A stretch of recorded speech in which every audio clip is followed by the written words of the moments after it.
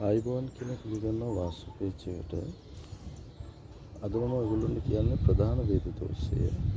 පළවෙනි එක බ්‍රහ්ම වේද දෝෂය. බ්‍රහ්ම වේද දෝෂය කියන්නේ නිවසක බ්‍රහ්ම පාදයේ තියෙන තැන ප්‍රධාන උළුවස්යෙන් පේනවා. ප්‍රධාන උළුවස්යෙන් ඇතුල් වෙනකොටම නිවසක බ්‍රහ්ම පාදයේ පේනවා. ප්‍රධාන උළුවස්සේ කෙල්ලේ බ්‍රහ්ම පාදයේ එදිලා තියෙනවා. මේකට කියනවා බ්‍රහ්ම වේද දෝෂය කියලා.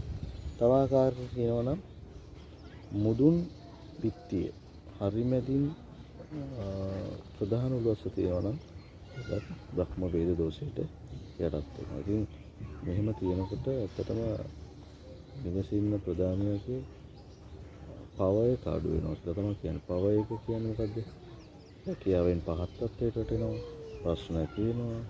ඒතකොට විවිධ කරදර ඇති වෙනවා. ආර්ථික මොහොතේ අපහසුතාවයටපත් වෙනවා. ඒ විදිහට තමයි වාස්තු විද්‍යාවේ සඳහන් වෙලා තියෙන්නේ.